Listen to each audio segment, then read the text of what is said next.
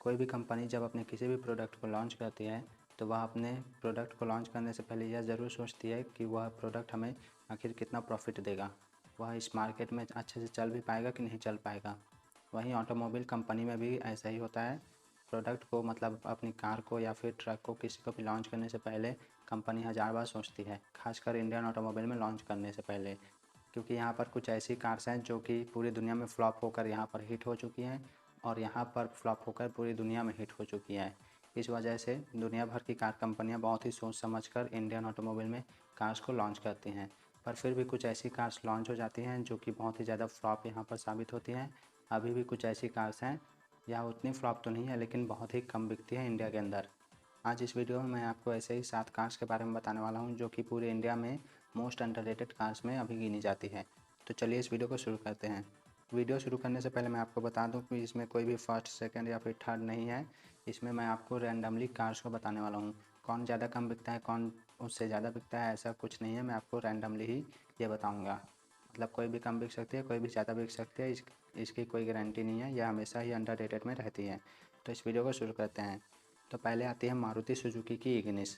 जैसा कि आप जानते हैं अभी अभी मारुति सुजुकी की इग्निस का फेसलिफ्ट लॉन्च किया गया है। उसके बाद इसका सेल्स फिगर थोड़ा अच्छा हुआ है, लेकिन फिर भी अभी मोस्ट अंडररेटेड कार्स में आती है। इग्निस एक बहुत ही एग्रेसिव टाइप की दिखने वाली कार है और जैसा कि आप जानते हैं ये मारुति सुजुकी की कार है, इसलिए इसमें ज़्यादा सेफ्टी वगैरह तो दिए नहीं जाते, लेकिन फिर भी मारुति सुजुकी की कार होने के बावजूद यह अंडररेटेड कार में आती है। यह थोड़ी सोचने वाली बात है। इग्निस में आपको 1197 सीसी की इंजन दी गई है जो कि 81 bhp की पावर जनरेट करती है। यह आपको मैनुअल और ऑटोमेटिक दोनों ही वेरिएंट्स में देखने को मिल जाएगी। साथ ही इग्निस में आपको 20 kmpl की माइलेज क्लेम की जाती है। इग्निस आपको 4.95 लाख रुपये से चालू होकर 7.36 लाख रुपये तक की मिल जाती है। अब दूसरी जो कार है वह है फोर्ड एस्पायर। जैसा कि आप जानते हैं फोर्ड तो कभी अपने गाड़ियों को यहाँ पर अपडेट करती नहीं है, जिसे लॉन्च करती है बस वही चले, ऐसा ही सोचती है। फोर्ड की सिर्फ एक इको स्पोर्ट ही है जो कि पूरे फोर्ड को ज़िंदा करके रखी हुई है, और साथ ही एंडेवर भी है, लेकिन एंडेवर बहुत महंगी गाड़ी है, इसे उतना ज़्यादा ख़रीदा नहीं जाता। तो इस वजह से हम ये बोल सकते हैं कि फोर्ड की इको स्पोर्ट ही है जो पूरे फोर्ड को चला रही है इंडिया के अंदर। और फोर्ड एस्पायर तो कुछ कमाल ही नहीं दिखा पा रही है या उतनी बिक भी नहीं पाती। वैसे फोर्ड कंपनी की गाड़ियाँ तो बहुत ही बेहतरीन होते हैं, इसमें फ़ीचर्स अच्छे मिल जाते हैं, साथ ही इसकी बिल्ड क्वालिटी भी बहुत ही दमदार होती है। और फोर्ड एस्पायर के लुक्स तो मुझे पर्सनली बहुत ही पसंद आते हैं। इसमें आपको 1194 और 1499 सीसी की इंजन दी गई है जो कि 98 bhp की पावर जनरेट करती है और 18 से लेकर 24 के एम्पेयर तक की आपको माइलेज क्लेम दे देती है। फोर्ड एस्पायर आपको 7.27 लाख रुपये से चालू होकर 8.72 लाख रुपये तक की मिल जाएगी। तीसरी जो गाड़ी है वह भी फोर्ड की गाड़ी है, फोर्ड फिगो। फोर्ड फिगो जैसा कि आप जानते हैं एस्पायर की तरह ही हल्की सी दिखती है, यह एक हैचबैक कार है। फोर्ड फिगो आपको उतनी ज़्यादा बेहतरीन तो नहीं दिखेगी, लेकिन इसमें भी आपको राइड एंड हैंडलिंग की क्वालिटी और बिल्ड क्वालिटी भी बहुत ही अच्छी मिलती है। फोर्ड फिगो में भी आपको सेम फोर्ड एस्पायर टाइप के ही इंजन स्पेसिफिकेशंस दिए गए हैं और माइलेज भी इसमें सेम ही क्लेम किया जाता है। फोर्ड फिगो राइवल्स है मारुति सुजुकी स्विफ्ट की, हुंडई ग्रैंड आई 10 नियोस की, रेनॉल्ट ट्राइबर की, इन सब की यह राइवल मानी जाती है। फोर्ड फिगो में कुछ फीचर्स दिए गए हैं जैसे कि auto headlamps, rain sensing wipers, auto dim IRVM, push button start stop और 7 इंच का इंफोटेनमेंट सिस्टम भी इसमें आपको दिया गया है। साथ ही यह कार आपको स्पोर्टी कॉस्मेटिक लुक में दी गई है। फोर्ड फिगो आपको 5.82 लाख रुपीज़ से चालू होकर 8.37 लाख रुपीज़ तक की एक्स-शोरूम प्राइस के हिसाब से मिल जाएगी। अब अगली जो गाड़ी आती है चौथे नंबर पर वो है स्कोडा न्यू रैपिड की Rider Plus. Skoda new Rapid की राइडर प्लस TSI इंजन के साथ आती है, 1 लीटर TSI इंजन के साथ। यह एक सेडान कार है। इसमें आपको 999 सीसी की इंजन दी गई है 1 लीटर की, जो कि 108 bhp की पावर जनरेट करती है।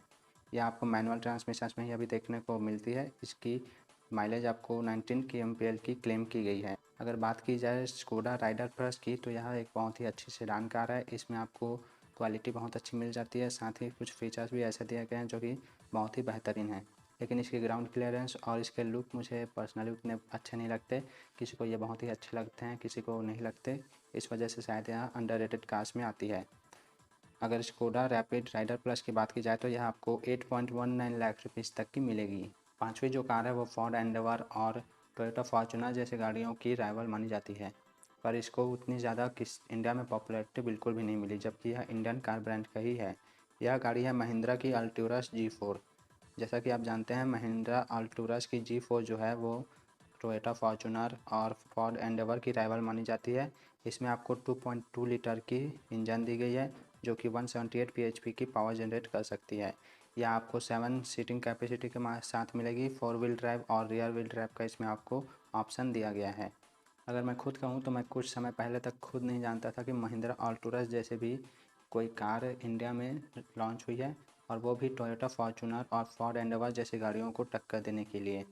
तो इस गाड़ी की प्राइसिंग की बात करें तो महिंद्रा अल्टूरस G4 आपको 28.73 लाख रुपये से चालू होकर 31.73 लाख रुपये तक की मिल जाएगी एक्स शोरूम न्यू दिल्ली के हिसाब से। अगली सिक्स्थ जो गाड़ी आती है वो है टाटा की टिगोर। टाटा की टिगोर जैसे कि आप जानते हैं यह एक हैचबैक सेडान कार है, इसको आप दोनों ही कह सकते हैं। लेकिन टाटा की टिगोर की जो गाड़ी की अभी जो न्यू फेसलिफ्ट आई है उसके बाद से इसमें पुश स्टार्ट स्टॉप बटन दिया गया है, बैक कैमरा दिया गया था और साथ ही कुछ और फीचर्स ऐड किए गए, लेकिन फिर भी इसकी सेल्स फिगर में उतनी इम्प्रूवमेंट नहीं आई है। टाटा की टिगोर कुछ लोगों को बहुत ही ज़्यादा पसंद है, वहीं पर कुछ लोगों को बिल्कुल भी यह पसंद नहीं आती। भले इस गाड़ी की क्वालिटी बहुत अच्छी है, इसमें दिए जाने वाले फीचर्स भी बहुत अच्छे हैं, लेकिन इसमें आपको 1199 सीसी की इंजन देखने को मिल जाएगी और 85 php की पावर जनरेट करती है। यह आपको 20.3 kmpl की माइलेज क्लेम करती है। टाटा की टिगोर आपको 5.59 लाख रुपये से चालू होगा 7.73 लाख रुपये तक की एक्स शोरूम दिल्ली के हिसाब से मिल जाती है। अब अगले नंबर पर जो गाड़ी आती है वह है किया की कार्निवल। किया ने किया सेल्टॉस, किया सोनेट के बाद अपनी एमयूवी कार किया कार्निवल को लॉन्च किया था। किया कार्निवल तो उतनी हिट नहीं रही जितनी कि सेल्टॉस और सोनेट ने तहलका मचाया था। कार्निवल उतनी ज़्यादा पसंद नहीं की जा रही है, शायद वो अर्टिगा या फिर टोयोटा फॉर्च्यूनर की वजह से होगा, महंगी भी वैसे बहुत है। लेकिन किया कार्निवल उतनी ज़्यादा फेमस हो ही नहीं पा रही है इंडिया के अंदर, इसे ज़्यादा लोकप्रियता मिल ही नहीं रही है। इसका मेन रीज़न सिर्फ इस कार की ओवर प्राइसिंग हो सकती है, क्योंकि अगर मैं अपने हिसाब से बताऊं तो इंडिया के अंदर आप डायरेक्ट किसी महंगी कार को लॉन्च नहीं कर सकते। कर सकते हैं, मतलब इसका मतलब ये नहीं है कि आपकी कार ज़रूर चलेगी। पहले आप छोटी अच्छी कार से लॉन्च कीजिए, अच्छी और सस्ती दोनों कार से, फिर आपकी कार कंपनी जैसे कि बढ़ेगी उसके साथ ही आपको महंगी कार लॉन्च करनी चाहिए। लेकिन किया ने तो सीधा एमयूवी को इतने महंगे में लॉन्च कर दिया, जिसकी वजह से शायद कोई एक तो कंपनी के ऊपर भरोसा भी नहीं करता था, न्यू कंपनी है, और इसमें भी उन्होंने ये कह दिया कि ये एमयूवी है कैसी काम करेगी करके, जिस वजह से लोग इसको पसंद नहीं कर रहे हैं। बात करें किया कार्निवल की प्राइसिंग की तो यह 25 लाख रुपये से चालू होकर 33.95 लाख रुपये तक की एक्स शोरूम न्यू दिल्ली के हिसाब से मिल जाती है। तो ये थी इंडिया की मोस्ट अंडररेटेड कार्स जो मैंने आपको बता दिया। अब इसके बाद अगले साल पता नहीं इनमें से कौन सी कार ज़्यादा बिक जाए, कौन सी कार और कम हो जाए, इसकी गारंटी नहीं है। ये सिर्फ मैं अभी तक की बता रहा हूँ जो कि मोस्ट अंडररेटेड कार्स है। इसको छोड़कर भी एक कार है, वो भी मारुति सुजुकी की ही कार है, वो है बलिनो RS।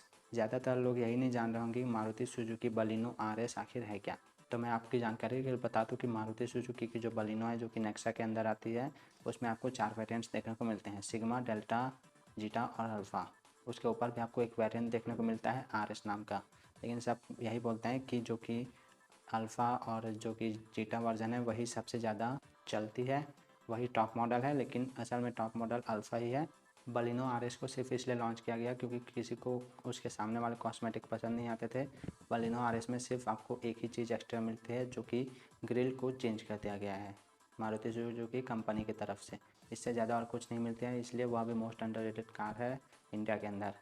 तो आज की इस वीडियो में बस इतना ही था। अगर आपको यह वीडियो पसंद आया होगा तो इसे लाइक कीजिए, इसे शेयर कीजिए और इंडियन ऑटोमोबाइल चैनल को सब्सक्राइब कीजिए और अच्छी जानकारियाँ पाते रहने के लिए।